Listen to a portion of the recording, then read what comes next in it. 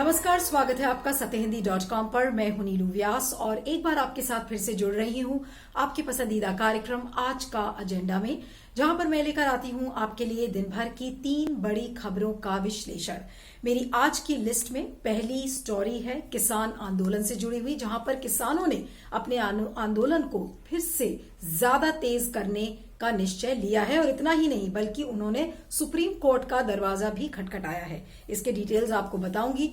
दूसरी खबर हमारी पश्चिम बंगाल से है, जहां कल राष्ट्रीय अध्यक्ष बीजेपी के जेपी नड्डा के काफिले पर हमला हुआ था। उसके बाद आज राज्यपाल जगदीप धनखड़ ने जमकर ममता बनर्जी पर हमला बोला है। क्या कुछ कहा है, क्या कुछ गतिविधियां इस स्टोरी से जुड़ी हुई हैं, इसके बारे में आपको बताएंगे। और तीसरी खबर आ रही है फिर से एक बार किस तरीके से लव जिहाद के कानून की धज्जियां उड़ रही हैं और किस तरीके से वहां की उत्तर प्रदेश की पुलिस इसका बेजा इस्तेमाल कर रही है, उसका एक और नमूना आपको बताऊंगी। तो चलिए शुरुआत करते हैं हमारी आज की पहली खबर से।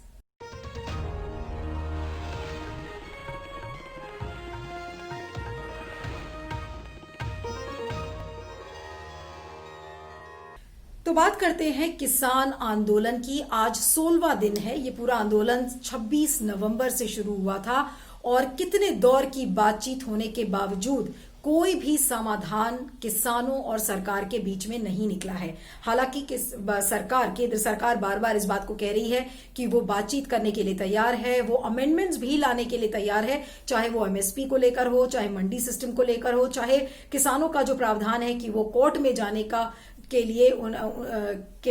लिए उनका जो एक प्रावधान है उसके लिए भी सरकार मंजूरी देने के लिए तैयार है।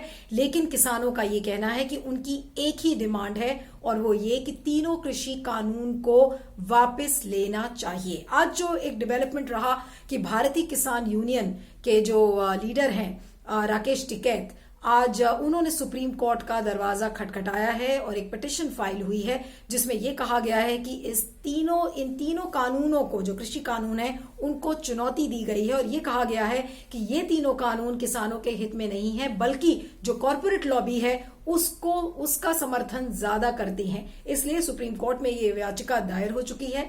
इसके अलावा आपको बता दें कि आज नरेंद्र सिंह तोमर ने फिर से आज एएनआई से बातचीत की और उन्होंने कहा कि ये बात ठीक नहीं है कि जब बातचीत का दरवाजा अभी भी खुला हुआ है और बार बार किसान आंदोलन को तेज करने की बात कह रहे हैं। और आज फिर उन्होंने अपनी बातों को दोहराया कि वो हर तरीके से बातचीत के लिए तैयार है। जो भी किसानों की डिमांड्स हैं उसका प्रावधान वो कानून में करेंगे, उसमें अमेंडमेंट्स लाएंगे। तो ये सारी बातें आज नरेंद्र सिंह तोमर ने कही हैं। लेकिन किसानों की तरफ से मुझे नहीं लग रहा है कि वो पीछे हटने का उनका कोई भी निर्णय है, क्योंकि कल 12 दिसंबर है। 12 दिसंबर के लिए किसानों ने ऑलरेडी कह दिया है कि वो दिल्ली और जयपुर का जो हाईवे है उसको जैम करेंगे। एक दिन के लिए जो टोल प्लाजाज है पूरे देश के उसको फ्री किया जाएगा और जो 14 दिसंबर का प्लान है कि किस तरीके से वो देशव्यापी प्रदर्शन 14 तारीख को करेंगे। तो किसी भी एंगल से इस समय किसान अपने आंदोलन को धीमे करने के लिए तैयार नहीं है, बल्कि और राज्यों से ये बताया जा रहा है कि करीब 25 से 30 हजार किसान दिल्ली की ओर बढ़ चुके हैं, ट्रैक्टर्स में, ट्रॉलीज में। लेकिन आज एक और थोड़ी सी दुर्भाग्यपूर्ण घटना जो सिंघू बॉर्डर के आसपास सुनाई पड़ी थी, वो ये थी कि जो ये पूरे किसानों का जमावड़ा था, वहां पर जो पुलिस की बंदोबस्ती थी, वहां पर 2 सीनियर ऑफिसर्स जो डीसीपी रैंक के हैं वो आज कोरोना से संक्रमित पाए गए। उनको आइसोलेट कर दिया गया है, वो आइसोलेशन में है। लेकिन आज सवाल ये उठता है कि अगर कोरोना संक्रमित ये 2 ऑफिसर्स आज आइसोलेट हो गए हैं तो एक प्रोबेबिलिटी ये भी बनेगी, एक पॉसिबिलिटी ये हो सकती है कि बाकी किसान को भी इन्फेक्शन हो सकता है। वहां पे सिर्फ किसान ही नहीं बल्कि सोशल एक्टिविस्ट हैं, वहां पे जर्नलिस्ट हैं, तमाम तरीके के पत्रकार जो इस समय पूरी तरह से इस किसान आंदोलन का कवरेज कर रहे हैं, तो वो सारे एक डेंजर लेवल में आते हैं और एक पॉसिबिलिटी है कि उनको भी ये इन्फेक्शन लग सकता है। तो अब ऐसे में सरकार क्या करेगी? अगर आपको शाहीन बाग का जो धरना प्रदर्शन है वो याद हो, तो वो धरना प्रदर्शन इसीलिए डिस्पर्स हुआ था क्योंकि जब पिटिशन दाखिल की गई एक सुप्रीम कोर्ट में और फिर ये कहा गया कि पब्लिक प्लेसेस में आप इस तरीके से धरना नहीं दे सकते, और कोरोना का ही हवाला दिया जा रहा था कि कोरोना के टाइम में, एक ऐसे पैंडेमिक के टाइम में आप इतना बड़ा विरोध प्रदर्शन नहीं कर सकते हैं क्योंकि ये इन्फेक्शन और फैलाएगा। तो ये सारी तमाम चीजें सामने हैं, लेकिन किसान बिल्कुल भी पीछे हटने के लिए तैयार नहीं है। बल्कि अगर आप ग्राउंड पे जाएंगे तो आप देखेंगे कि वहां पे अनेक तरीके के सेवा दल आपको मिलेंगे। ट्रैक्टर्स हैं, ट्रॉलीज हैं, जहां पर उनके अंदर डिस्पेंसरीज चल रही हैं। बैटरी चार्ज करने की जो सामग्री है वो ट्रॉलीज की आपको अंदर मिलेगी। ट्रक्स और बसेस हैं जहां पर इलेक्ट्रिक तंदूर में और ऐसी ऐसी मशीन्स के अंदर रोटियां बन रही है जहां पे कि 1000 रोटी एक साथ बन सकती है। तो पूरा जो इंतजाम है किसानों का वो बिल्कुल चाक चौबंद है। 6 महीने का वो राशन पानी लेकर आए हैं। उन्होंने कहा है कि अगर ये आंदोलन जितना भी लंबा चले हम इसको चलाएंगे, लेकिन हम तब तक पीछे नहीं हटेंगे। और आज राकेश टिकैत ने एक बार और भी कही है कि दोनों को पीछे हटना होगा, चाहे वो किसान हो चाहे सरकार हो। सरकार जब पीछे हटेगी तो किसान भी पीछे हटेंगे और इस आंदोलन को वापस ले लेंगे। लेकिन गतिरोध अभी भी बना हुआ है, किसान पीछे हटने वाले नहीं हैं। सरकार ने भी इस बात को साफ कर दिया है कि वो कानून वापस नहीं लेंगे, लेकिन हाँ उसमें अमेंडमेंट्स के लिए तैयार हैं। तो ये पूरा आंदोलन किस ओर जाता है, इसकी क्या दिशा होती है, क्या दशा होती है, ये आने वाले दिनों में पता चलेगा। लेकिन आपका क्या फीडबैक है जरूर बताइएगा। मैं आगे चलती हूँ।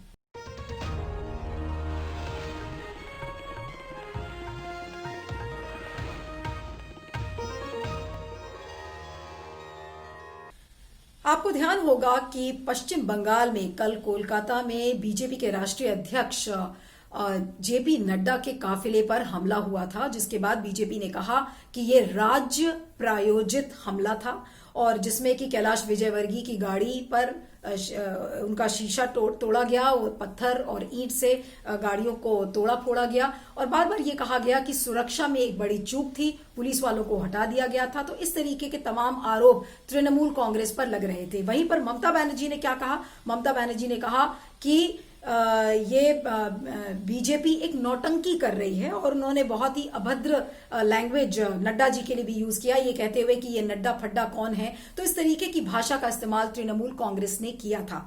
लेकिन इस हमले के बाद आज सुबह पश्चिम बंगाल के जो राज्यपाल हैं जगदीप धनखड़, आज उन्होंने राजभवन के सामने आज प्रेस से बात की और प्रेस से बातचीत में उन्होंने कहा कि बंगाल में जो हो रहा है वो सही नहीं है, गुंडा राज चल रहा है और यहाँ पर ममता बनर्जी संविधान का सम्मान नहीं कर रही हैं। और जबकि उन्होंने कहा कि मैं ममता बनर्जी को ये याद दिलाना चाहता हूं कि अगर वो संविधान की लाइनें भूल चुकी हैं, अगर संविधान का सम्मान करना भूल चुकी हैं, तो यहां पर मेरा दायित्व शुरू होता है। यानी कि राज्यपाल की जो कॉन्स्टिट्यूशनल ड्यूटीज हैं उसको याद दिलाया है जगदीप धनखड़ ने।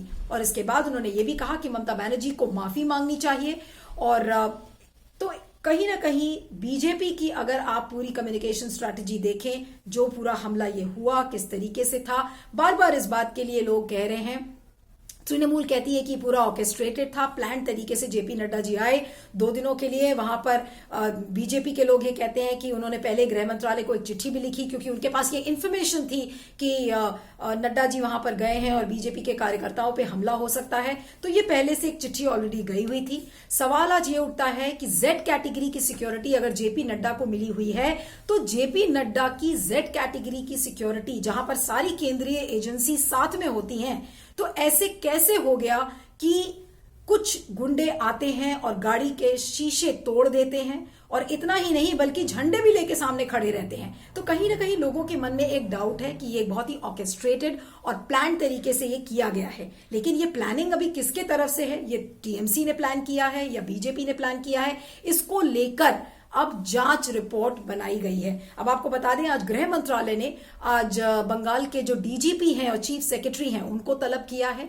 गृह मंत्रालय ने कल ही ममता बनर्जी से एक रिपोर्ट मांगी है कि इस पूरे हमले पर क्या हुआ है, कैसे हुआ है, सुरक्षा में चूक कैसे हुई है, उसको लेकर एक रिपोर्ट मांगी गई है। लेकिन आज वाला जो इंसिडेंट है जहां पर केंद्र सरकार ने डीजीपी और पश्चिम बंगाल के चीफ सेक्रेटरी को बुलाया है, उसको लेकर आज तृणमूल कांग्रेस और भी ज्यादा भड़क गई है। उसके भड़कने का कारण क्या है? वो ये कह रही है कि आप फेडरल ड्यूटीज में केंद्र सरकार क्यों दखलंदाजी कर रही है, यानी कि ये स्टेट का मामला है। केंद्र सरकार कैसे भी किसी एक स्टेट ऑफिसर को, चाहे वो चीफ सेक्रेटरी हो चाहे डीजीपी हो, उसको बुलाकर पूछताछ कैसे कर सकती है, ये स्टेट का मामला है। तो आज फेडरल ड्यूटीज की बात हो रही है। फेडरलिज्म पर हनन के आरोप लगाए हैं तृणमूल कांग्रेस ने। तो कुल मिलाकर आज अब ये जो पूरी बात हम कह रहे थे कि किस तरीके से सुरक्षा में चूक है, ये वेल ऑर्केस्ट्रेटेड इवेंट है और एक इंसिडेंट था, आई एम सॉरी। और अब आज जो है ये पूरा नैरेटिव बदल गया है, क्योंकि तृणमूल ने इस नैरेटिव को पलट दिया है। तृणमूल ये कह रही है कि ये जबरन हस्तक्षेप करने की जुर्रत कर रही है केंद्र सरकार किसी के राज्य में। तो आज जो पूरा नैरेटिव है वो बदल गया है। लेकिन आपको ये बता दें कि पश्चिम बंगाल में जो हिंसा राजनीति में देखी गई है वो अभी से ही नहीं, बहुत सालों से वहां पर दिख रही है।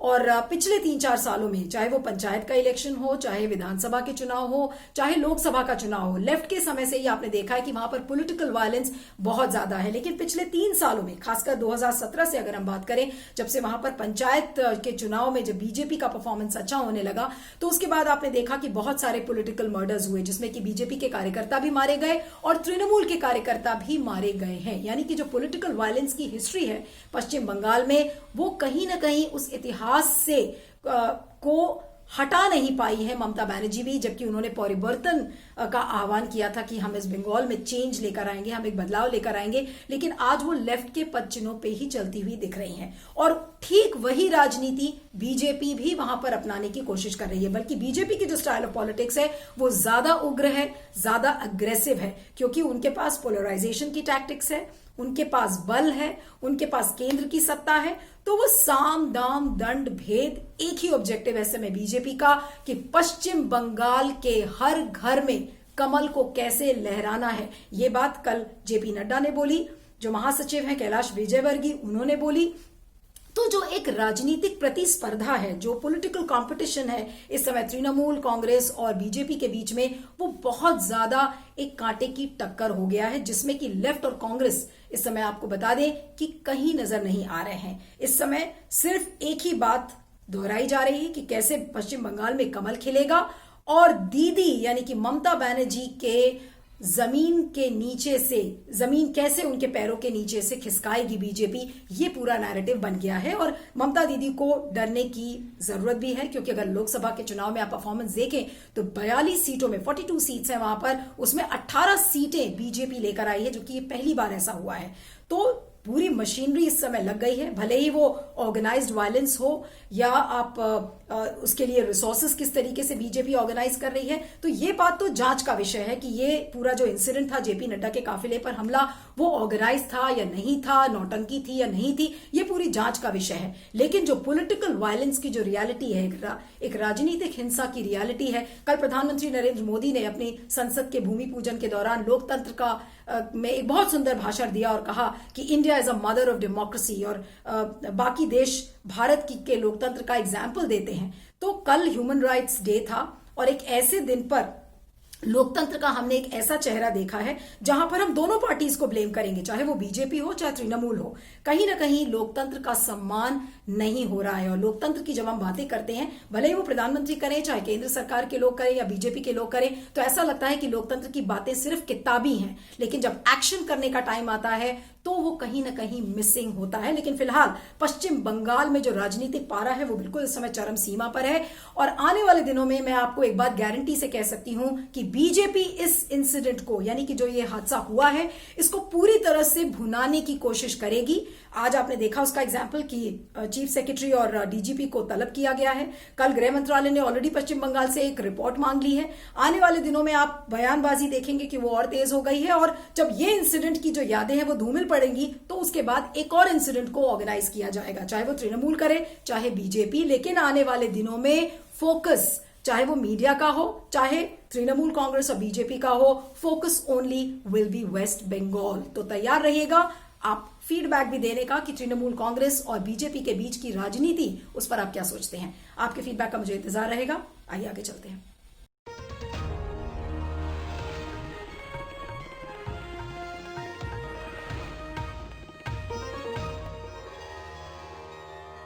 आइए बात करते हैं उत्तर प्रदेश की, जहां पर बिल्कुल हाल गजब है। ये हाल मुझे बोलना चाहिए और ये शब्द इस्तेमाल करना चाहिए, क्योंकि उत्तर प्रदेश की पुलिस के पास इस समय ऐसा लग रहा है कि लूटपाट, बलात्कार, चोरी, ये सब मामले बिल्कुल आ ही नहीं रहे हैं। क्योंकि उत्तर प्रदेश की पुलिस के पास सिर्फ एक काम है कि लव जिहाद का कोई भी मामला सामने आए तो उसको तुरंत कैसे निपटे ही नहीं बल्कि लोगों को अरेस्ट करे, उनकी धरपकड़ करे, उनको टॉर्चर करे। फिर से एक ऐसा मामला सामने आया है जो कि कुशीनगर का है।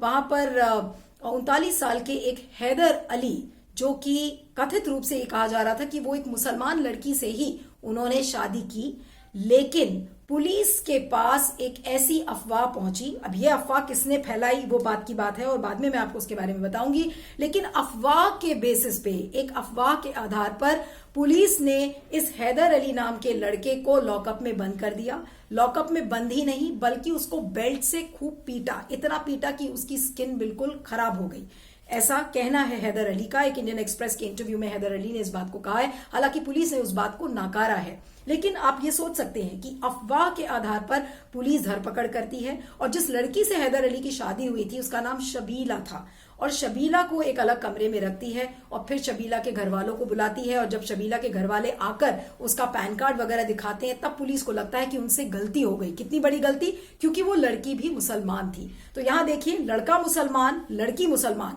लेकिन एक अफवाह किसी ने फैला दी। और वो अफवाह क्या थी कि एक मुसलमान लड़का एक ऐसी लड़की से शादी कर रहा है जिसका धर्मांतरण किया जा रहा है। वो हिंदू लड़की है और उसका धर्मांतरण किया जा रहा है। तो उत्तर प्रदेश की पुलिस ने यह सही नहीं समझा कि उस फोन कॉल पर, जो कि अफवाह के बेसिस पर पुलिस तक पहुंची, उस अफवाह को क्लैरिफाई करने के लिए पुलिस ने नहीं सोचा। सिर्फ एक फोन कॉल के बेसिस पर इस बेचारे हैदर अली को पकड़ लिया, उसको लॉकअप में बंद कर दिया और उसके 12 से 16 घंटे उसका जीना दूभर हो गया। और पुलिस का ये कैसा काम है? आज बात लव जिहाद के मिसयूज का है, लव जिहाद के कानून का किस तरीके से बेजा इस्तेमाल हो रहा है। एक बिल्कुल असंवेदनशील उत्तर प्रदेश पुलिस का जो चेहरा सामने आ रहा है वो भी है। लेकिन आज जो सबसे बड़ी बात है जिस पर मैं आपका ध्यान दिलाना चाहती हूं कि ये जो लव जिहाद से जुड़ी हुई बातें हैं ये आज से नहीं हो रही हैं। अगर आपको याद हो कि जब मुजफ्फरनगर में जब दंगे हुए थे उस समय से लव जिहाद का प्रचलन चल रहा है और योगी आदित्यनाथ की जो हिंदू युवा वाहिनी है वो तब से लव जिहाद का डंका बजा रही है कि लव जिहाद के जो मामले होंगे हम उसको पकड़ेंगे। अभी हाल में ही योगी आदित्यनाथ ने कहा था कि जो हमारी हिंदू लड़कियों से अन्याय करेगा और उनको छुएगा तो उनकी राम नाम सत्य की यात्रा हम निकालेंगे। तो इस तरीके की भाषा का इस्तेमाल किया था योगी आदित्यनाथ ने। तो ये एक नैरेटिव वहां पर उत्तर प्रदेश में 3 साल से लगभग बना हुआ है। अब इस 3 साल में एक ऐसा तंत्र खड़ा किया योगी आदित्यनाथ ने जिसमें कि आपके पड़ोसी, आपका रजिस्ट्रेशन ऑफिसर, चाहे वो मैरिज रजिस्ट्रेशन ऑफिसर हो, पुलिस हो, सबको इतना सेंसिटाइज कर दिया गया है। और साथ में कौन है? हिंदू युवा वाहिनी, जो कि खुद योगी आदित्यनाथ की फाउंडिंग ऑर्गेनाइजेशन है, बजरंग दल जो कि एक दक्षिणपंथी ऑर्गेनाइजेशन है। तो ये सारी जो ऑर्गेनाइजेशंस हैं इस समय उत्तर प्रदेश में ये बहुत सक्रिय हैं। घर घर में लोगों को इस बात के लिए कहा गया है कि पड़ोसी अगर किसी दूसरी पड़ोस में अगर किसी एक लड़की की शादी, वो भी अगर अंतर धार्मिक शादी हो रही, तो उसकी इत्तला तुरंत पुलिस को करे। तो पड़ोसियों को सेंसिटाइज किया गया, एनजीओज को इसके लिए सेंसिटाइज किया गया है, जो मैरिज रजिस्ट्रेशन ब्यूरोज हैं उनको सेंसिटाइज किया गया है। यानी कि पूरा एक तंत्र इस समय, पूरा एक सिस्टम खड़ा किया है योगी आदित्यनाथ ने, ताकि जो लव जिहाद की जो लड़ाई है वो पूरी सिस्टमिक तरीके से लड़ी जाए। और जब ये पूरा तंत्र इन्होंने 3 साल में खड़ा कर लिया तो इस साल अभी नवंबर के आखिरी हफ्ते में वो ले आए अध्यादेश, और उस अध्यादेश को लागू कर दिया गया है। लेकिन पुलिस को सेंसिटाइज नहीं किया गया। अब क्या योगी आदित्यनाथ पुलिस को सेंसिटाइज करेंगे? पुलिस कैसे संवेदनशील बनेगी? कम से कम जो ये कुशीनगर का मामला है इसमें पुलिस क्लैरिफाई तो करती कि ये बात सही है या नहीं सही है। उस बेचारे हैदर अली को पकड़ लिया, उसको लॉकअप में बंद किया, मारा पीटा, और बाद में पुलिस ने देखा कि जब उसकी किरकिरी हो गई है तो लड़की को भी जाने दिया और लड़के को भी जाने दिया। तो ये कहाँ का मामला है? ये कैसा लव जिहाद है? यानी कि यहाँ पे ह्यूमन राइट्स वायलेशन हो रहा है, इनसेंसिटिविटी पुलिस की नजर आ रही है, और एक ऐसा कानून आप लेकर आए हैं जो कि आपके फंडामेंटल राइट्स का उल्लंघन है, आपके मौलिक अधिकारों का उल्लंघन है। इलाहाबाद हाईकोर्ट ने कहा, कर्नाटका हाईकोर्ट ने कहा कि कोई 2 एडल्ट्स यानी कि 2 बालिग वो जिससे चाहे उससे शादी कर सकते हैं अपनी मर्जी से, जिस धर्म में चाहे उसमें आप शादी कर सकते हैं। तो आज योगी आदित्यनाथ की सरकार लव जिहाद के कानून के हवाले से ये इतना बड़ा उल्लंघन फंडामेंटल राइट का क्यों कर रही है। और सबसे ताज्जुब की बात यह है कि यूपी में विपक्षी पार्टीज इसको लेकर बिल्कुल मौन है। कोई कुछ नहीं कह रहा है कि लव जिहाद के कानून का बेजा इस्तेमाल क्यों किया जा रहा है, क्योंकि सारी विपक्षी पार्टीज को यह लग रहा है कि जो भी मुंह खोलेगा वो शायद हिंदुओं को गुस्सा करेगा या नाराज करेगा, या फिर मुसलमान उससे नाराज हो जाएंगे। तो वोट बैंक की जो राजनीति है उससे डरते हुए विपक्षी पार्टीज बोल नहीं रही है। उसका नतीजा क्या हो रहा है, योगी आदित्यनाथ के मन में जो भी आ रहा है वो बेबाकी से कर रहे हैं। और उत्तर प्रदेश की पुलिस का तो मैंने आपको हाल बताया ही, आज कुशीनगर का मामला था, उसके पहले आपने देखा था बरेली और मुरादाबाद का एक ऐसा ही केस सामने आया था जहां पर गलत तरीके से लड़के लड़की को बंद किया। और तो आने वाले दिनों में भी ये तमाम केसेस जो लव जिहाद के हैं ये देखते रहिएगा, आप आते रहेंगे। लेकिन जितने भी कॉन्स्टिट्यूशनल एक्सपर्ट्स हैं उनका कहना है कि लव जिहाद का कानून जब भी चैलेंज होगा किसी भी कोर्ट में, तो 1 मिनट भी ये कानून कोर्ट में नहीं टिक पाएगा, क्योंकि संविधान के अगर आप हवाला दें तो संविधान में ये लिखा है कि फंडामेंटल जो राइट्स हैं आपके उसका उल्लंघन है ये कानून। तो ये कैसा कानून है, कहाँ का कानून है, बिल्कुल अजीब ही हाल है इस समय उत्तर प्रदेश में। लेकिन इसके लिए बोलने वाला कोई नहीं है। विपक्षी पार्टीज, सोशल एक्टिविस्ट अभी धीरे धीरे समझ रहे हैं, क्योंकि वहां का तंत्र जो मैंने आपको बताया कि इतना अग्रेसिव तरीके से फैल चुका है कि वहां पर सबकी ड्यूटीज इस बात को लेकर लगी हुई हैं कि अगर जैसे ही कोई अंतर धार्मिक शादी करता है कोई युवक या युवती, उसकी तुरंत इत्तला या तो पुलिस को दी जाती है या तो तुरंत पुलिस को इन्फॉर्म किया जाता है कि नहीं, तुरंत चेक करिए कि ये कैसे ऐसे हो रहा है। तो चाहे वो अफवाह हो, उसको भी पुलिस नहीं क्लैरिफाई करती है। लेकिन सबसे बड़ी बात यह है कि जो पुलिस की बेसिक ड्यूटीज हैं, कहां बलात्कार हो रहा है, कहां लूटपाट हो रही है, कहां चोरी हो रही है, उससे लगता है यूपी पुलिस को कोई मतलब नहीं है। इस समय उनका एक सूत्री कार्यक्रम है, लव जिहाद में धरपकड़, ताकि एक पर्टिकुलर समुदाय को आप डराएं, धमकाएं, उनको लॉकअप में बंद करें। और यही तो योगी आदित्यनाथ का सपना था, वो सपना आज पूरा होता हुआ दिख रहा है। इस पर आपका क्या फीडबैक है जरूर बताइएगा। आज के एजेंडा में हमारी 3 स्टोरीज में इतना ही। आप मुझे ट्विटर पर फॉलो कर सकते हैं, मेरा ट्विटर हैंडल है @neelu317। और आपको जानकर ये खुशी होगी कि सत्य हिंदी का एक ऐप लॉन्च हो गया है, और इस ऐप को आप एंड्रॉइड ऐप है उसको आप गूगल प्ले स्टोर से डाउनलोड कर सकते हैं। और आपके कमेंट्स का मुझे इंतजार रहेगा। बने रहिएगा सत्य हिंदी पर। Thank you so much. सत्य हिंदी का ऐप डाउनलोड करें गूगल प्ले स्टोर पर।